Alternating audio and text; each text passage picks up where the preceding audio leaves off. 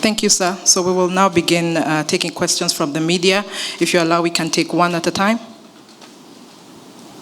Let's start with any questions? Swedish radio? Please remember to introduce yourself and the media house you represent before asking your question. Is it on? Richard Marienberg, Swedish Radio. Just a very short question. After the elections, what will be on top of your to-do list? What's your priority number one?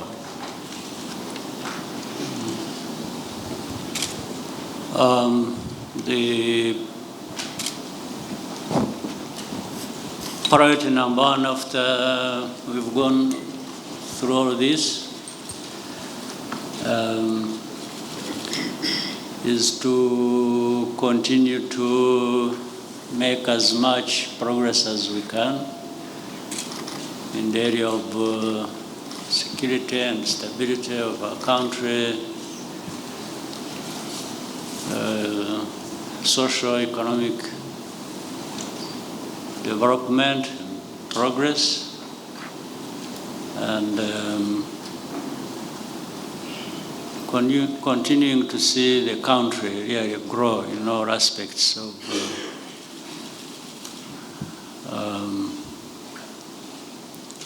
development. So it's just the same path we have been on, rebuilding our country, growing it towards prosperity. That is what is preoccupying us. Thank you, sir. Let's have another question. NBS. Question is, with the percentages from your victory in the past elections, it is evident that the Rwandans still want you to be their leader, and I will not be surprised after what comes out after Monday. My question is, what does Rwanda without Paul Kagame look like in your own eyes? Because as a leader of today, is it something that bothers you at night, that at some point when you are not here, Rwanda should not plunge into chaos yet again? Well, I'm not sure what really happens when I'm not here. I don't want to guess and just start imagining things. I do what I have to do while I'm here, and I'm doing it with the people of this country as not only you have seen, but also what you've just referenced, what has happened in the past. I don't think there is Kagame only. It is Kagame with these people, you see. We make progress because we are together. And these people, the Rwandans, contribute a lot, make things happen. I only provide leadership as by their choice. So, and I'm sure when I'm not there, there will be another choice they will make. The choice that can even lead them better without ruling out the fact that, yes, things may not be as good as they have been, but that is life. That's what happens. So Rwanda has been there before me, before I was born, or before I came back to this country, because I have lived outside of it for a long time as a refugee, and you know the story. I was a refugee in Uganda. And many other colleagues who are behind the progress we are making A number of them have been refugees in many other parts of the world, mainly the region, whether it is Burundi, Tanzania, Kenya, many others, Uganda with me, and beyond. So the story is that Rwanda has been there and will always be there, like all other countries. The Rwandans will enjoy being Rwandans in different ways or contexts. Others have suffered, many, for being Rwandans, like we have seen, again owing to bad politics. So I can only really answer for what we are doing as Rwandans when I'm here as their leader.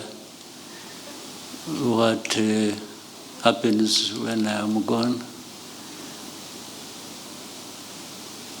will happen. I don't know what it is. But I imagine among these Rwandans there are people who can lead this country even better than I can or have done. So it's a story, by the way, that goes on everywhere in the world, whether it is where you come from or other countries in the region or beyond, or these rich, developed countries. Yes, leaders come and go, and different things happen owing to the leader who is in place, or the politics around that supports that leader, and things keep changing. So Rwanda is not any different. Thank you, sir. Let's have some questions in the back. Good afternoon, Mr. President. My name is Amina Wako from the Isili Voice, Kenya. And my question is, as East African, we see the back and forth about peace in Eastern Congo. Is Rwanda an obstacle to that peace? And in your perspective, what do you think the East African community and the AU and the international community should do to ensure the sustainability of peace in the Eastern Congo and the region at large? Thank you. This subject, matter of Eastern Congo, peace and stability for Rwanda, for the region, and for Congo and beyond, has been an issue for a long time. I even don't know how to explain it so that a week or two or a month from now you don't ask me the same question. Because I've been asked this question like 100 times. I've tried to explain, I've given context, I've given the history and why this problem exists, but it keeps coming back. And by the way, again, if you are talking about the current problem in Eastern Congo, one, you may not wish to detach it from, I want to repeat that Eastern Congo is Congo. It's not another country on its own. So when you're talking about Eastern Congo problems, you're talking about Congo's problems. And people always miss that. I don't know why. But the history of it, I try to be brief.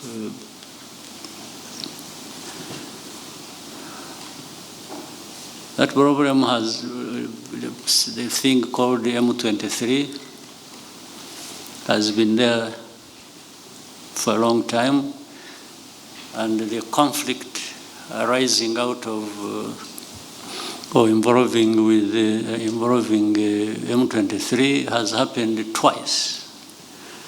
The first one was in 2012. Now the other one is just recent. But in between there was a 10-year period.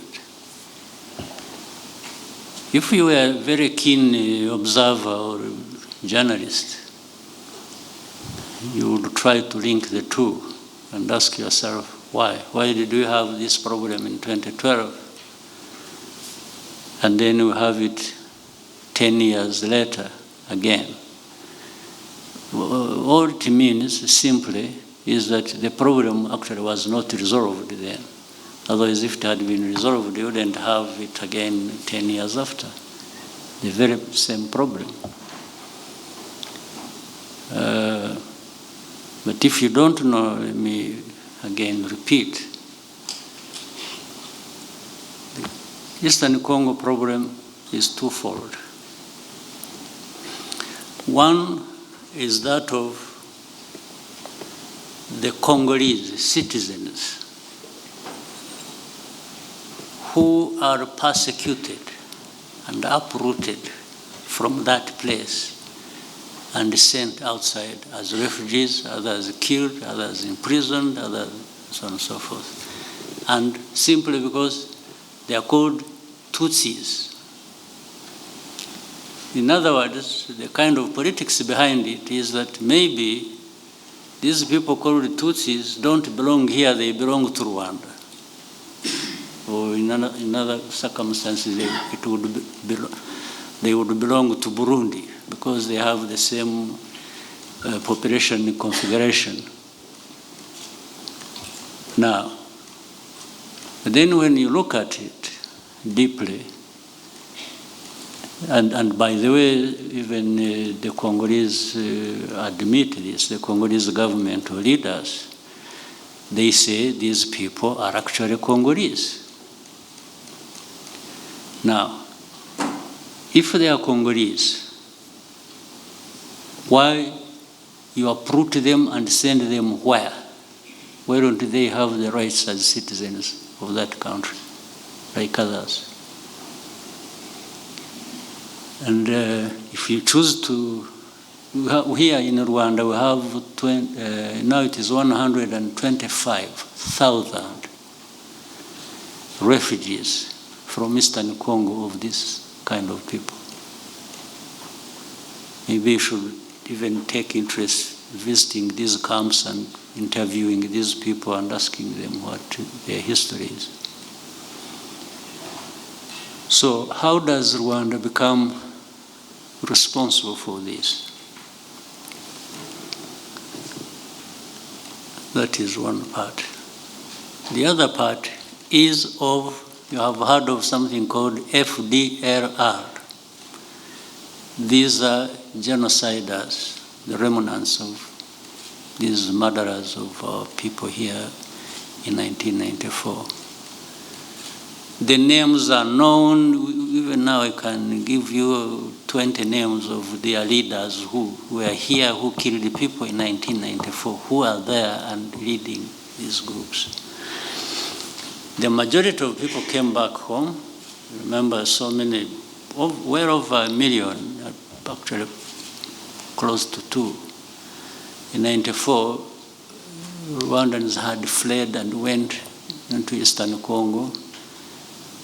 99.9% of that group came back home. We have reintegrated them in this country. Again, you can look for these people everywhere. If you want, we can organize for you to meet or send you to villages where they live, different villages, and you talk to them. They will tell you the story. They have come back. They've been reintegrated. They are not a problem to anyone, and no one is a problem to them. They have settled. But that small group that stayed behind is that one which links with other people from outside. Some of them Rwandans, others just outsiders in their own countries who associate with the politics of that time, 1994, of this country. 94, when the genocide was taking place, there were countries outside, people who either play part in their politics or who were associated with this genocide, with its history, and so on and so forth. So these few people who live in Eastern Congo, and some of them live abroad, they work with these people, and all along they have been holding, they have been hoping that they can come back to this country and do the kind of things they used to do when they were still in charge here.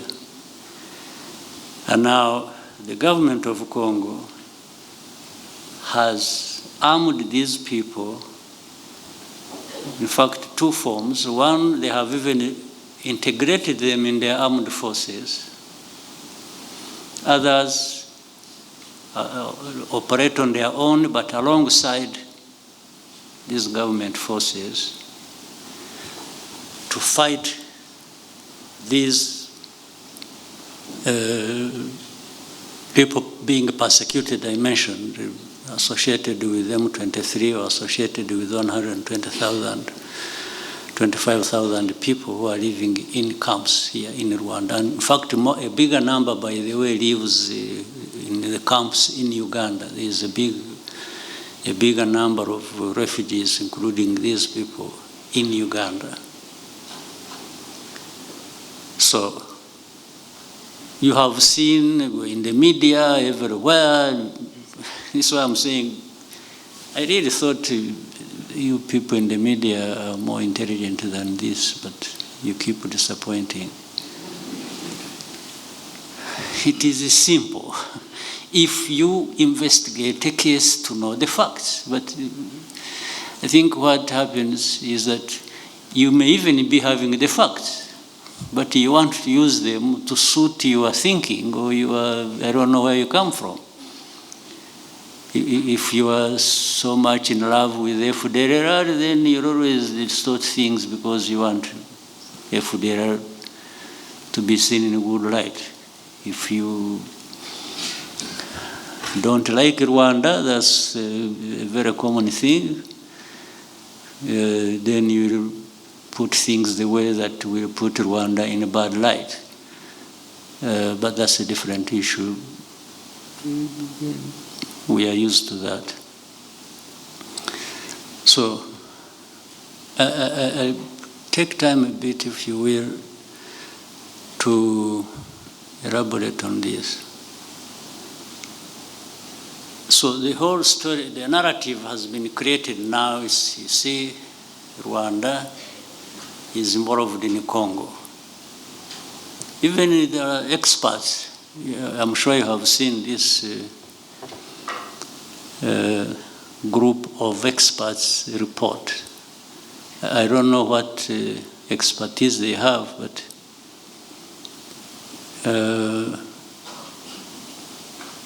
they write about Rwanda's forces, RDF, in eastern DRC. Then they are very silent on government of Congo associating with FRR and creating it and arming it and growing it to be a bigger force. They are very silent on that. That is how far their expertise go. And so the narrative is formed to make it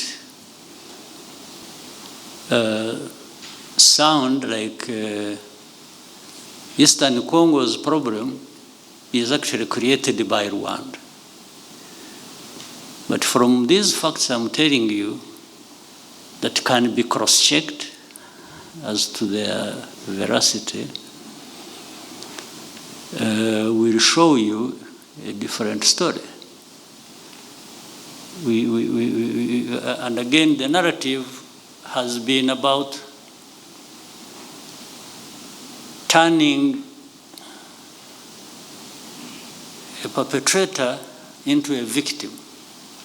And this goes very well and relates to the genocide, the story, and the story of Rwanda.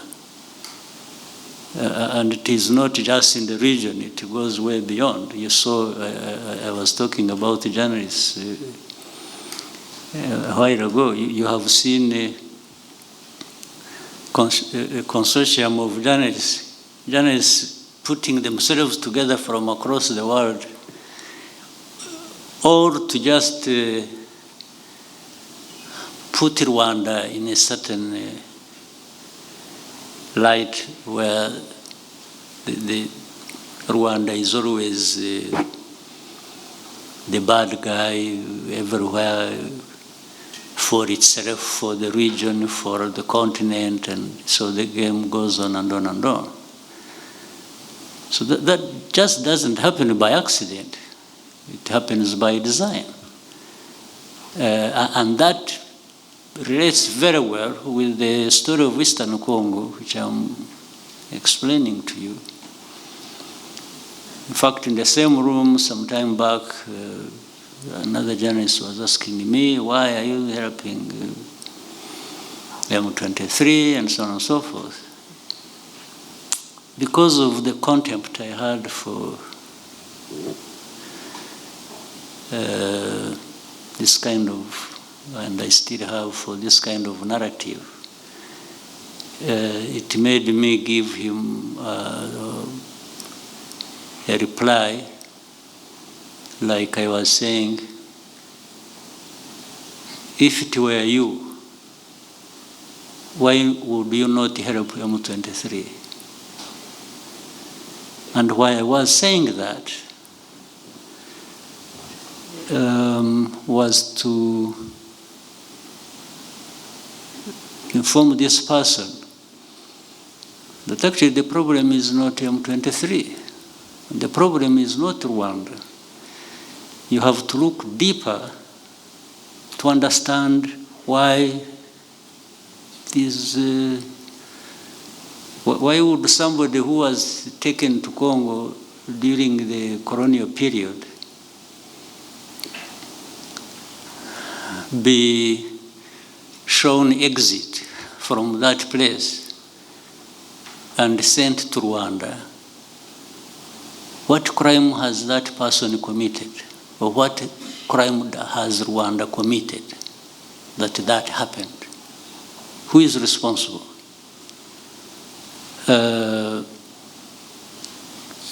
You know it very well in Uganda, in Kisoro, that district has many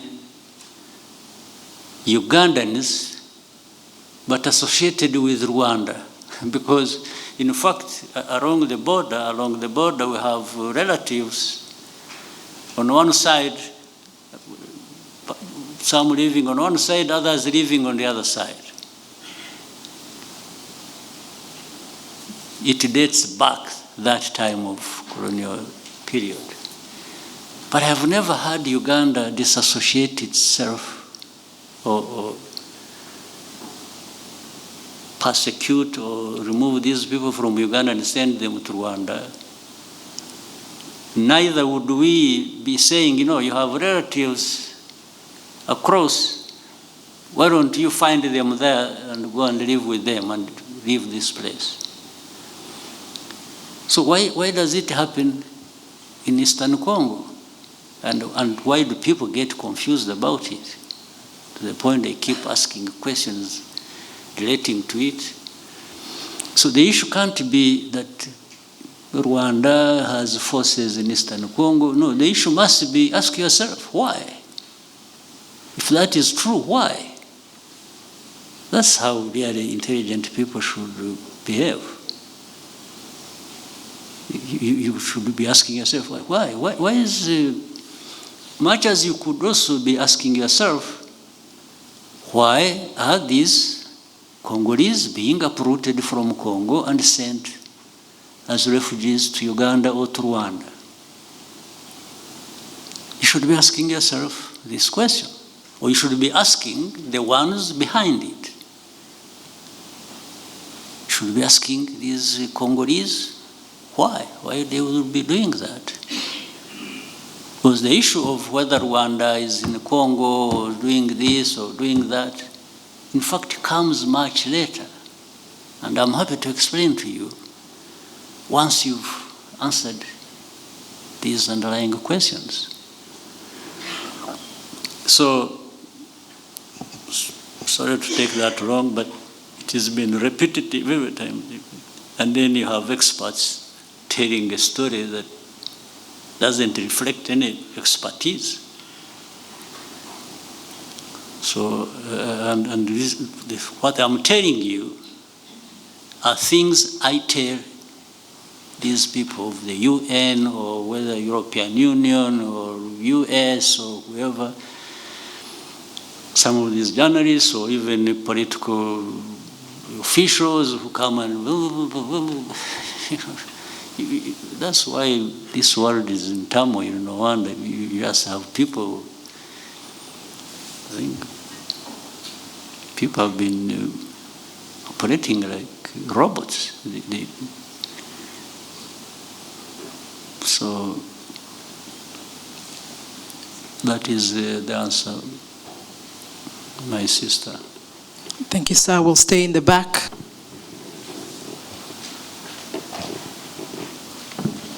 Alors bonjour, je suis Panda Silla de Label TV Sénégal. Alors Monsieur le Président, Son Excellence, le Rwanda est aujourd'hui en Afrique et partout dans le monde considéré comme un modèle de réussite, de développement, de sécurité 30 ans après le génocide. Alors quelles sont les clés de cette prouesse? Et ma deuxième question, la Constitution du Rwanda de 2015 vous autorise à rester au pouvoir jusqu'en 2034. Comptez-vous rester au pouvoir jusqu'à cette date d'échéance? Je vous remercie.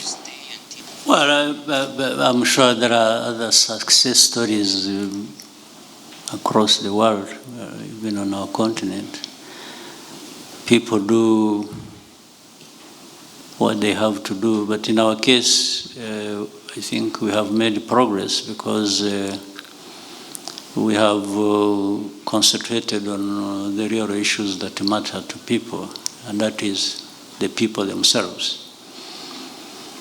We have concentrated on what matters to them, what improves their lives, and we have deployed every penny of our limited resources to just do that, whether it is in the area of education, health, infrastructure, agriculture, for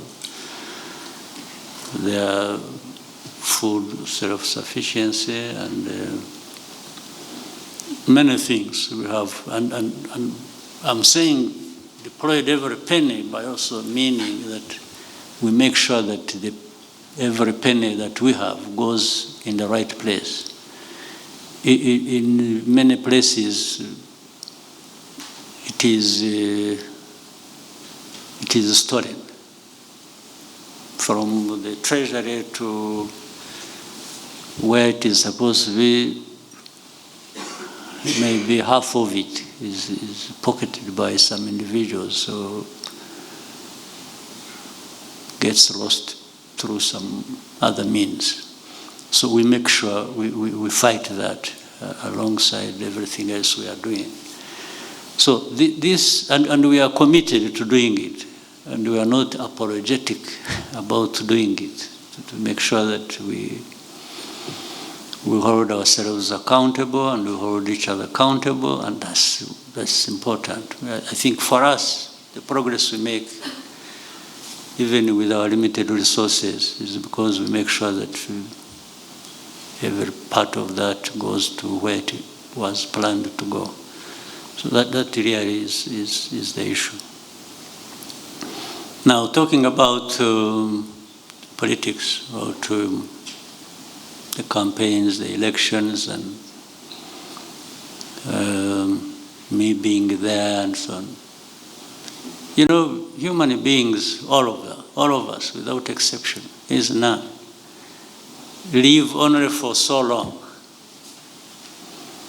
All of us.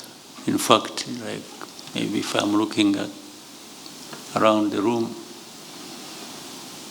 maybe in another 40 years, 50 would be on the higher side, I'm not sure, but let me be generous. In another 50 years, none of the people sitting here in this room will probably be around. So that's where we all go, no question about it. But while we are living, while we are still on this earth, we want to do what we want to do as individuals, as people, meaning collectively, and so on and so forth. So collectively, and by the way, it started by accident, meaning for me to be the president. It started here as an accident. Well, first of all, as an accident or luck, that I survived the many years that could have taken my life as many others' lives were lost. So I was lucky to be alive to the point that I became president. So it wasn't by plan at all. Even if it was to be by plan, I was still lucky. The second is that even as I was still alive at the beginning of this whole process, of 30 years we've been here, some other people were chosen to be president. I wasn't. I was suggested in '94, I refused it. I just felt I wasn't in a position to be president. So I worked with others to put another president there, who later on, whatever happened, was removed by parliament. And it's like those who wanted me to be president at the beginning came back to me and said, you see, we told you that allowing another person like this to be president. I said, I didn't know. Maybe you didn't know also. You're just blaming me for. So they said, now you should be president. Okay. Then I had been here 6 years, I think, doing other things for my country. I accepted to be president. Now, from that time, it's like I committed an offense, accepting to be president. Every day I'm being asked, when are you leaving? When are you going? So, these people who made me president are telling me they still want me to be president. Somebody somewhere says, no, you are here too long. But these guys who even ask these questions or who tell me that, even if they wanted, they cannot be the president of Rwanda because they don't belong here. So now I really get confused, and I think this is not fair. Because when are you leaving? When? Now, as I have said, there was a time I wasn't president. I didn't even want to be president. I refused, actually. Now, when I became president, and the people of this country, who matter to me more than anybody anywhere else, keep saying, we want you here. Oh, by the way, we have also had open conversations with them in our meetings of the party I lead. I have been telling them to actually look for another person I've told them in 2017, but I started 2010. 2017, I was more vocal on that. And even recently, I told them the same. The leaders of the party are here, the chairman, vice chairman, and the secretary general in this room. They are here with you. They can tell you what I told them. I've been asking them to, even if I'm agreeing to be president, they should not forget to be working very hard to identify people who will follow in my footpaths. Every day I remind them. Now, but I think for them they're operating like, as long as he has some breath in him, let's squeeze every bit of it. So, and I've been telling you, no, I don't have to stay here doing. So, but I know for sure somebody will be found sooner than later if we don't count the many years I've been around going forward. Because that is a necessity. So, but the other necessity that conflicts with that is for the people, they are my party and the people of this country. It goes beyond the party of RPF. It actually goes to the whole country. When they, so there is a conflict between the necessity for me to do other things and somebody else leads the country or even the party. But there is also the reality that those people who make that decision are also still demanding that I stay there. So my question is to them as it is to me, so you want me to stay here until when? Because I know there will be a time when I shouldn't be here or I want to be here. So, but if you could only bear with us and it becomes our problem, internal problem which we have to resolve, maybe we shall find a solution sooner than later. But when from outside, where you have your own problems to deal with, of your own, in your own countries, I guess there is nobody who doesn't have a country here. So better tend to those problems of your country or your countries and leave this problem of ours to us. We shall resolve it one way or the other. And whatever happens, whether there will be better people than me, even and that's a big possibility, or those who will come and try to run down what we have been building over the years, there is nothing we can do about it. Especially there is nothing you from outside can do about it. Thank you, sir. BBC.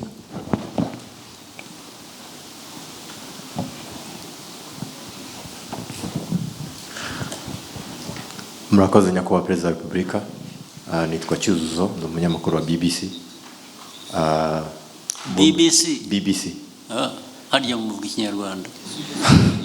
Yego. Okay. Mu 2018 inteko ishinga amategeko yatoye itegeko rishyiraho umushahara fatizo mu gufasha abakozi bo hasi cyane, ariko iteka rya minisitiri ryagombaga gushyiraho uwo mushahara fatizo ntabwo rigeze risohoka kugeza ubu ngubu. Nifuza kubaza niba hari impamvu zatumye ridasohoka kandi niba hari icyo muzabikoraho muri manda yanyu itaha. Murakoze. I can nabisubiza mu buryo nubwo ntabizi neza ibyo ari byo by'imishahara fatizo byashyizweho n'itegeko ariko ntisohoke cyangwa ntitangwe. Ntabwo nakubwira ko ntabizi. Birantangaje ko bari mbibazwa na BBC abantu hano mu gihugu bifataho ntawe urabimbaza kandi bafite uburyo bwo kubibaza, ariko icyo nagusezeranya byo ni ukubisuzuma kureba uko binateye n'impamvu. Mbere hose bajya gushyiraho iryo tegeko barishyizeho ngo rikore nyine, niba hari ikitarashobotse cyangwa se baribeshye mu ngengo y'imari basanze nta bushobozi bifite, ariko ibyo nabyo byagomba kuba byarizwe mbere yo gushyiraho iryo tegeko ribwira abantu kuzamura imishahara cyangwa iki. Ariko icyo kibazo cyo numva turaza gushaka uburyo bwo kugisubiza ndetse tuzabishyira hanze nawe bikugeraho. Hello, Mr. President. My name is Mariama Diallo. I'm the Nairobi Bureau Chief for VOA.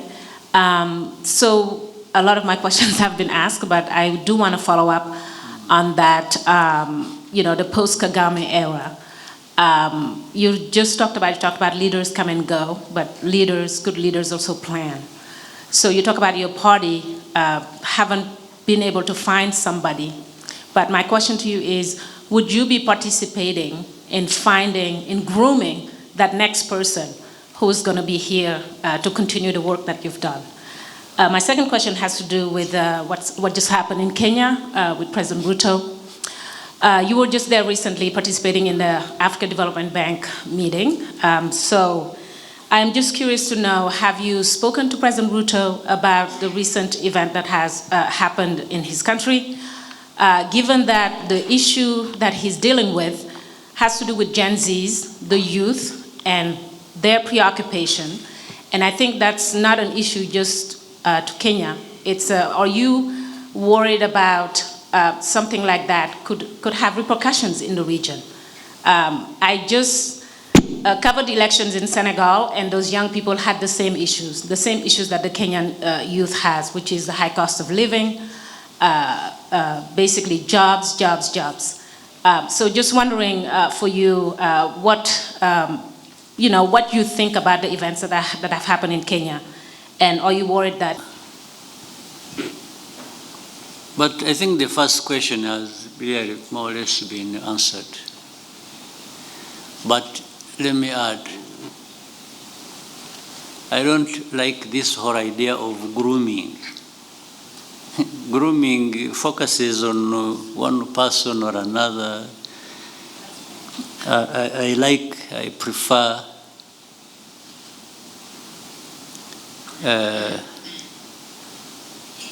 doing it generally. Like when I talked about encouraging young people and government making investments in their future, like education, like business, their health, and so on and so forth. And then that part of politics always being there, reminding them, hey, you guys wake up. This is your responsibility. You can't just be there. So from among them, one or two, whatever number you want, among these people, there will always be somebody to play that role. You would be grooming somebody, a specific person for. This is why I told the party last time, recently, that, in fact, I told them openly, it's like maybe you were even listening to me, but the question was answered then. I told them, I said, I'm not going to name anybody for you to lead you. You be the ones to look for somebody to lead you from among us. These people sitting here, we were about 3,000 in this, some other place where there is a big conference hall. And I was telling everybody, I said, I'm not going to anoint somebody for you. You be the ones, you keep looking around and appreciating people and doing that. And from that bunch of people, you should have a leader you want, but not the leader you point a finger at and say, this is going to be your leader. Actually, that is a recipe for maybe the disaster you keep referring to after me, after me. I don't want to leave somebody and leave a disaster for the people after me. So if they choose a disaster, it will be their disaster they have chosen, not the one I have given them. I don't want to be associated with that. So there is, but once the politics, and then doing the things that matter to people, but once you interest people in politics and they become part of it, they will always have somebody, fairly and maybe justifiably chosen from among them to lead. So then what you said about, I don't very much like, again, talking about other countries, other societies and what they have, whether it is progress or it is problems or whatever. People will always emerge out of that and they address their own problems. So that Gen Z you're talking about should not always be associated with being part of the problem, where things explode and no. Actually, they should be part of preventing that but of course, I fully understand what that means. It all comes down to politics. If these young people are involved from the beginning and a culture grows where the young people participate and in the good politics of any country, then they don't end up just being, people demonstrating on the streets, destroying this or that. No, they actually end up being part of a situation or creating it that prevents that from happening. And that, therefore, that calls for them to be linked right from the beginning with the politics and even above, where the higher leadership is, down to that level of this generation. There must be communication that enables them to, and so that things they complain about don't happen in one incident, in one explosion of things. And but that flow of grievances happens in the daily life, and then there is always going to be a way of addressing that, and therefore preventing some disasters from happening. Otherwise, I always keep off other people's affairs. I have no lessons for anybody. I'm stuck with my own problems, trying to deal with them on a daily basis. So I can't add on that burden of even assuming too much that I have an answer for other people's problems. So but every situation has problems, but there is also a way to address those problems.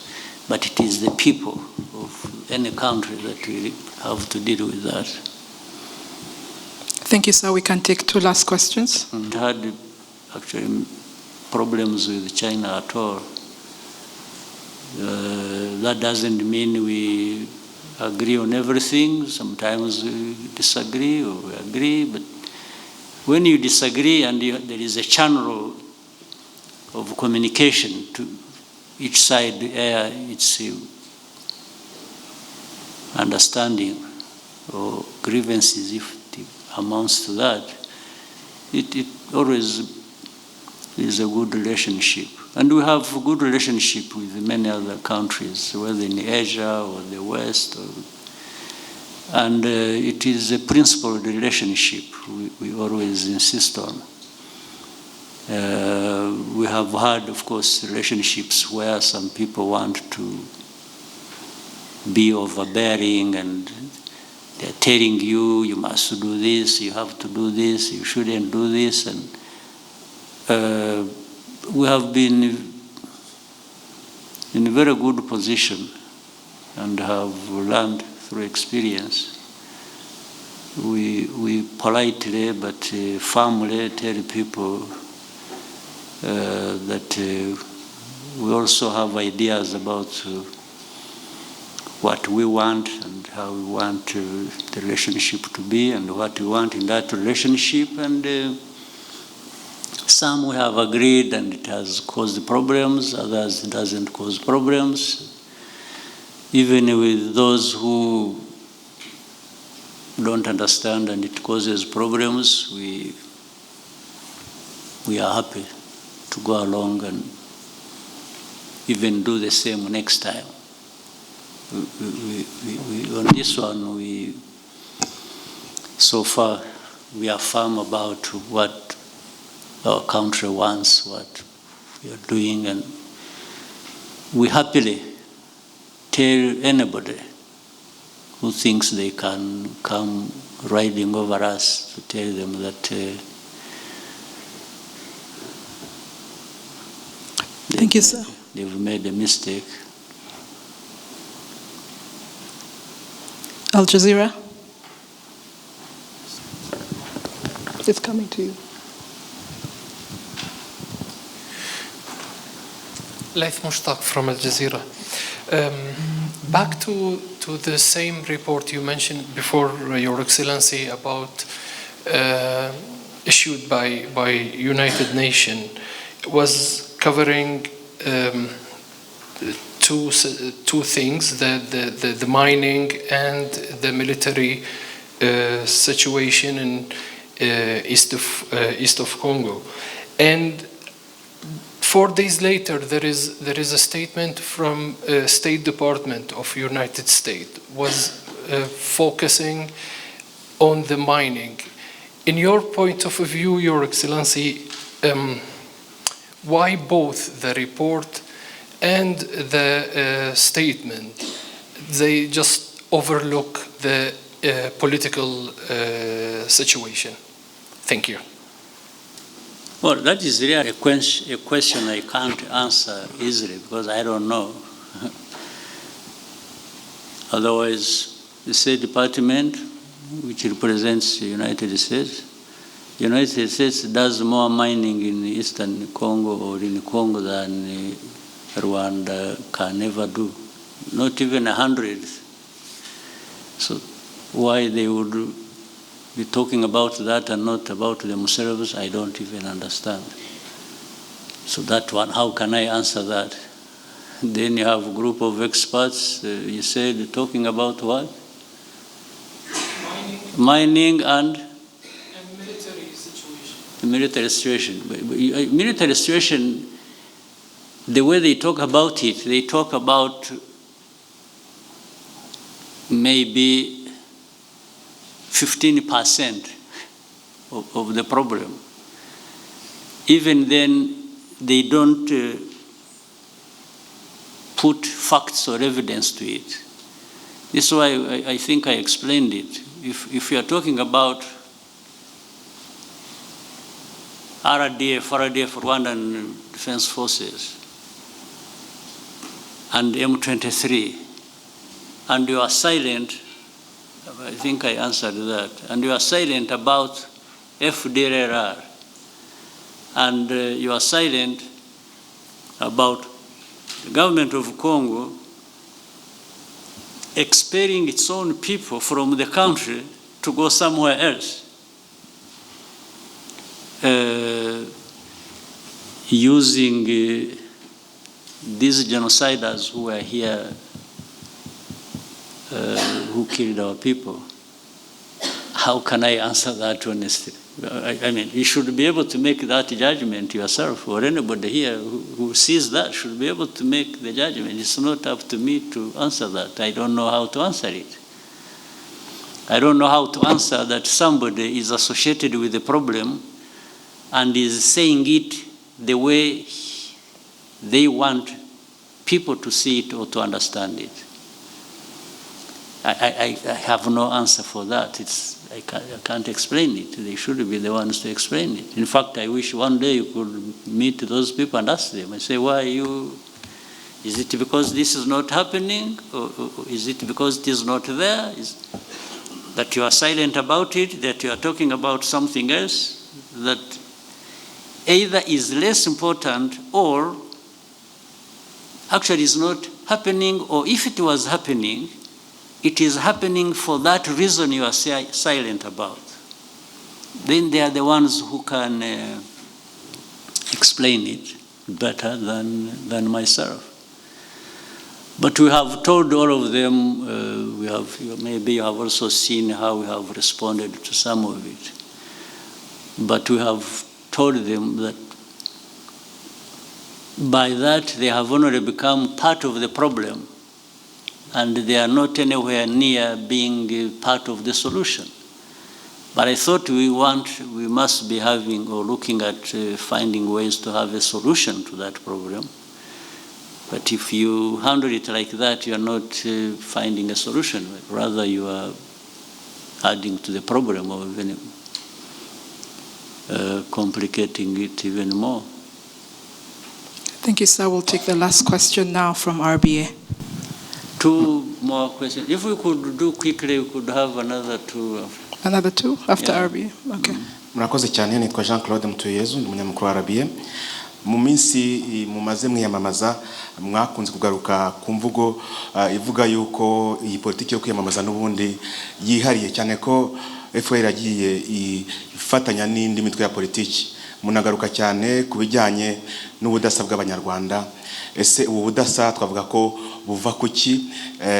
Nanone twibaza ngo muri manda ikurikiyeho ni ibiki muteganyiriza abanyarwanda bijyanye n'imvugo mukunze kugarukaho cyane y'ubudasa? Murakoze cyane. Ubudasa buturuka ku mateka. Ni amateka murabivuga buri munsi. Ni amateka biturukaho u Rwanda aho ruvuye, byarubayeho, hanyuma uko abantu babisohokamo. U Rwanda rw'amateka y'amacakubiri n'u Rwanda rushyira abanyarwanda bose hamwe n'ibintu bitandukanye.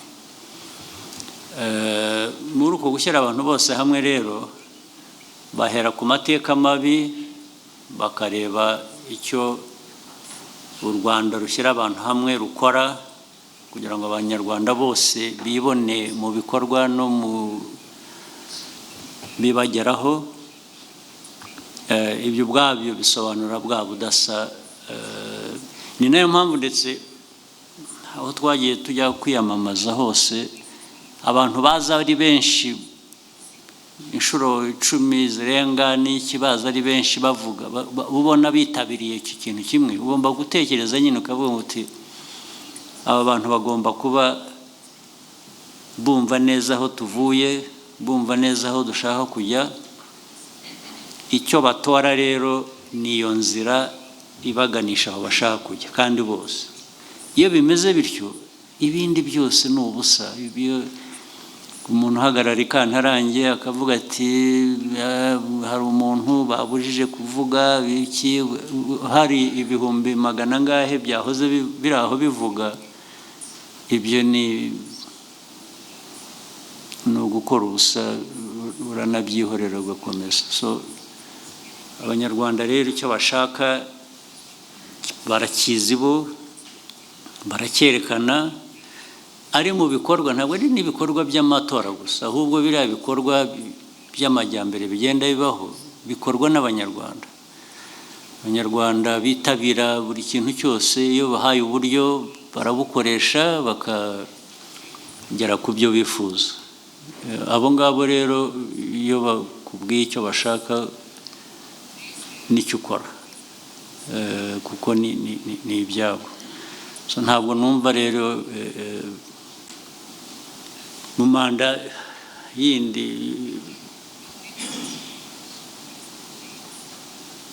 ikindi se cyabishye kitari ugukomeza ibyo dusanzwe dukora nyine ibyo by'iterambere by'umutekano